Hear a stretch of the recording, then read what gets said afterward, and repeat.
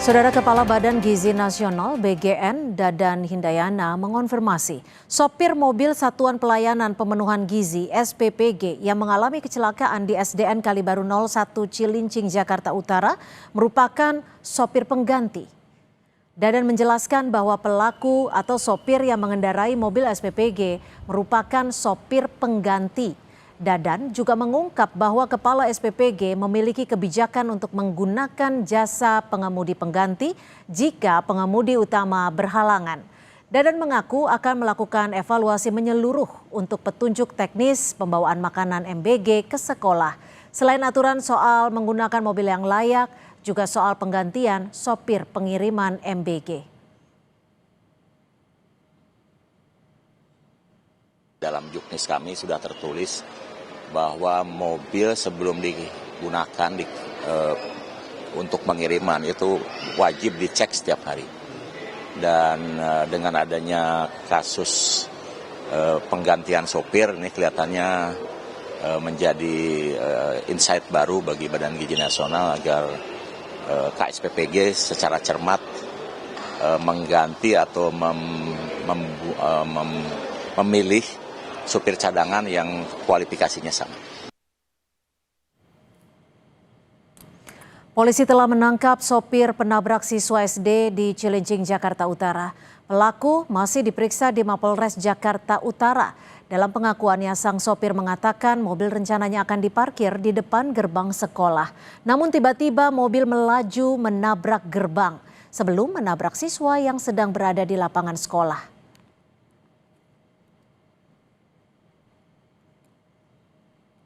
Masuk ke kelas, saya turun, nggak salah. Ya, itu saya biasa kan kalau berhenti kan di bawah turunan tuh. Nah, banyak itu nggak tahu kenapa, tahu gas sendiri gitu Pak. Kabur itu mobilnya kan?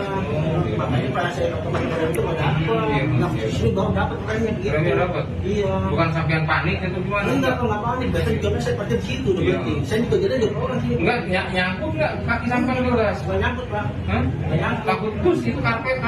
Nggak nyangkut. Enggak ya? Berarti di mobil mana saya enggak? Berarti posisi anak-anak lagi upacara apel. Terus kamu mau masuk mobil atau bagaimana? Nggak masuk, mau parkir. Mau parkir? Mau parkir. Oh, di Mau depan. parkir di halaman apa di mana? Di sini gerbang. Di depan, tiba-tiba mobil kabur. Iya, biasanya Naik.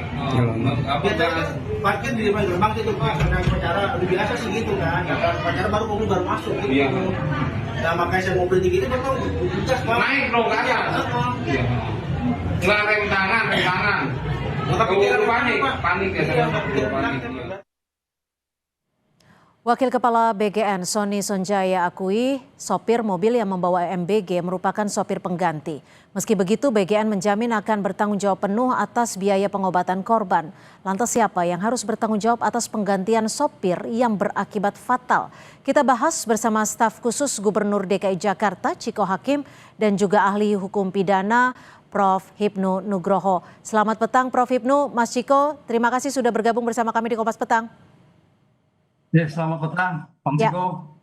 Mas Chiko, sudah ada update terbaru seperti apa penanganan kasus ini, baik termasuk soal penanganan kasus sopir dan juga update dari BGN-nya akan seperti apa pertanggungjawabannya? Yang pasti pertama fokus utama dari Bapak Gubernur Pramono Anung dan jajaran sesuai dengan arahan beliau pagi ini adalah untuk menangani siswa-siswa atau para korban dan juga ada guru juga yang menjadi korban terkait dengan biaya mereka di rumah sakit, terkait dengan penanganan mereka, apakah harus ada operasi dan jangan sampai ini tidak dilakukan secara maksimal. Itu dulu yang pertama. Dan tentunya kami berduka dengan kejadian ini, musibah ini, dan kami juga di awal telah langsung memeriksa apakah pihak sekolah telah melakukan SOP yang benar, yaitu menutup ketika siswa berada di dalam, dan ternyata sudah betul sesuai dengan video-video yang beredar. Artinya dari pihak Disdik, Dinas Pendidikan DKI Jakarta, clear bahwa prosedur sudah dilakukan. Oke, untuk korbannya sendiri, tentunya seperti apa kondisinya Mas Chiko? Siapa? Korban. Korban itu alhamdulillah kalau nggak salah 22 korban total semuanya dalam kondisi yang cukup membaik ke Oke. sininya. Ada beberapa yang harus dilakukan tindakan. Alhamdulillah tidak ada korban Baik. nyawa. Walaupun tentu apapun itu yang terjadi pada anak-anak, saya nggak bisa terpikirkan ya, kita semua mungkin punya anak-anak di rumah yang Ya. juga miris melihat ini, bahkan Oke, Bapak kami Gubernur tangkap. sempat.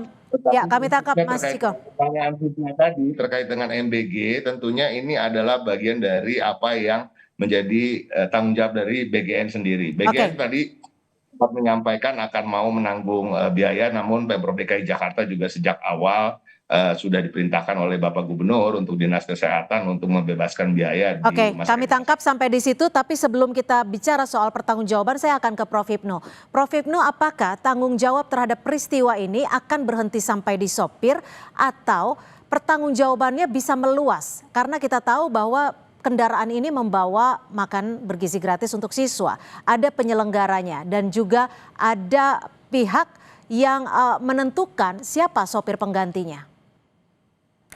Ya, begini Mbak, dalam konteks hukum pidana, melihat kasus ini adalah sebagai bentuk kelalaian, kekurang hati-hatian, kekurang penduga-duga. Kenapa kurang penduga-duga? Kita tidak tahu hasil investigasi dari Polda Metro. Apakah karena waktunya mepet, apakah karena kecepatan yang terlalu tinggi, atau karena waktu segera untuk disampaikan pada penerima. Nah, itu. Nah, oleh karena itu dalam konteks hukum sebagai bentuk pertanggungjawaban, mengenal pertanggungjawaban pribadi, Mbak, sebagai sopir. Itu kalau kita lihat. Tapi pertanyaannya, sopir itu kan bekerja. Bekerja apa? Dalam suatu korporasi, dalam suatu pemerintah. Lah, saya kira tindakan yang sudah dilakukan sekarang itu sudah cukup. Karena konteks itu ada pertanggungjawaban pada suatu institusi yang mempekerjakan atas kelalaian anak buahnya terjadi suatu kecelakaan. Di sini saya kira suatu sudah cukup pertanggungjawaban baik individu maupun suatu korporasi, katakanlah korporasi ya, dalam suatu MBG tadi. Ini sudah bagus karena kita kalau kita sampaikan dalam suatu penyelesaian pertanggungjawaban pribadi, Mbak, nggak ketemu. Kalau kita penyelesaian non litigasi, katakanlah RJ, pengembalian keadaan korban, pertanyaannya seberapa jauh mampu si sopir itu mengembalikan keadaan korban? Kan nggak mampu. Tapi gini Prof. Hipnu, kalau dari pihak MBG sendiri atau Badan Gizi Nasional bertanggung jawab untuk membebaskan atau menanggung biaya kesehatannya, biaya pemulihannya, apakah ini cukup? Saya kira sebagai bentuk penyelesaian hukum, kita ada dua alternatif. Alternatif litigasi atau alternatif non litigasi sebagai bentuk alternatif. Kalau itu memang sudah dirasa cukup, ya tergantung para pihak. Disinilah nanti para korban itu menerima atau tidak. Para pihak tadi, korban tadi itu ya sudah, karena sudah dilakukan suatu pengobatan, kemudian dilakukan dan sebagainya. Apakah menuntut ganti rugi? Pertanyaannya, kalau seorang sopir ganti rugi dari mana?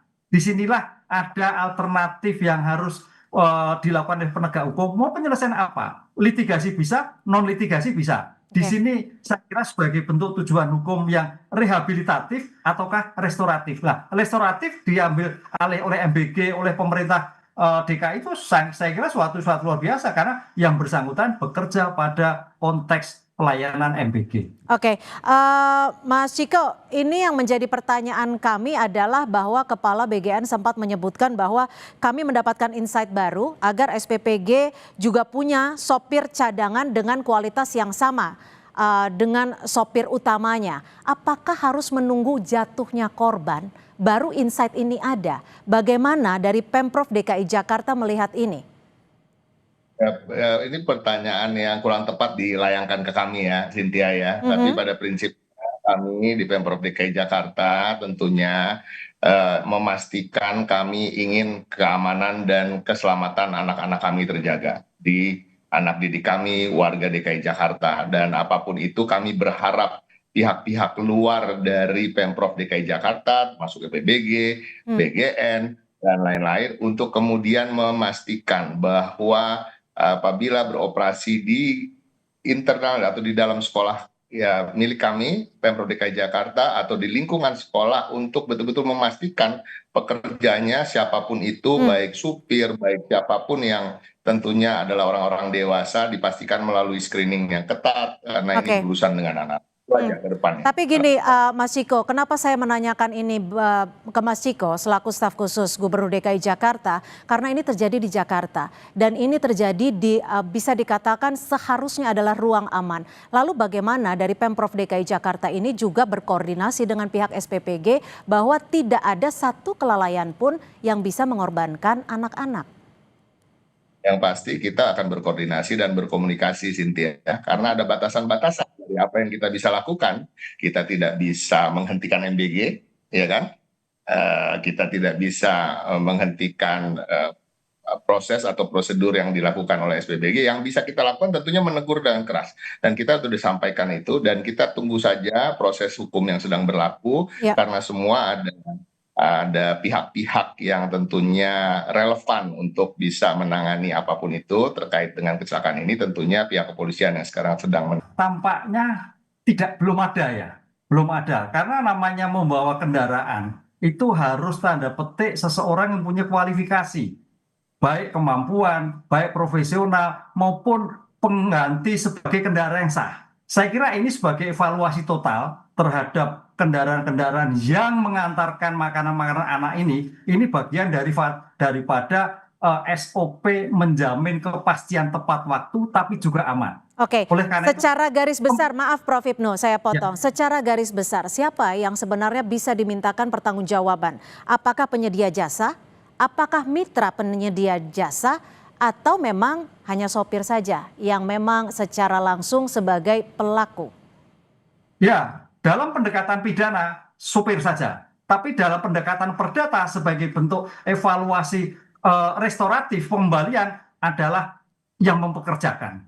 Ini harus bertanggung jawab. Sebab kalau kita hanya melihat pada aspek pribadi pelaku, ya dia nggak punya apa-apa, Mbak. Mesti hanya masuk pidana nggak masalah. Itulah kelemahan pada RJ itu, kalau memang tidak mampu apa-apa ya sudah masuk tahanan, masuk Oke. pidana. Tapi apakah itulah? Disinilah saya kira pemberi jasa atau MBG harus memberikan kualifikasi perlindungan yang utuh. Jangan sampai terjadi seperti ini. Oke, Mas Ciko, terakhir singkat saja, apa yang akan dilakukan langkah konkret dari Pemprov DKI Jakarta untuk memastikan bahwa ruang publik khususnya sekolah yang menjadi ruang aman siswa ini berlangsung aman, tidak hanya soal pembagian MBG tapi juga soal bangunannya? Yang kami bisa pastikan kalau kita melihat apa yang terjadi pagi ini, banyak sekali tayangan CCTV yang bisa kita lihat. Dan saya rasa dari pihak sekolah, dari pihak dinas pendidikan, tidak ada yang menunjukkan bahwa kurang memberikan rasa aman bagi peserta didik. Tapi apapun kadang-kadang bisa terjadi, Cynthia, semua musibah, dan seperti saya sampaikan sekali, satu dari sejuta kali, dan satu kali itu bisa terjadi dan bisa fatal. Dan ini harapan kami tentunya kerjasama dari semua pihak, dari pihak-pihak juga yang bekerja di lingkungan yang mendekat dengan sekolah dan anak-anak kami juga bisa mempekerjakan orang-orang yang lebih bertanggung jawab, lebih profesional, dan ke depan tentunya harapan kami ini tidak terjadi lagi. Terima kasih. Baik, terima kasih Mas Ciko Hakim, staf khusus Gubernur DKI Jakarta, dan juga Prof. Hipnu Nugroho, ahli pidana, sudah berbagi perspektif dan juga informasi di Kompas Petang. Selamat sore.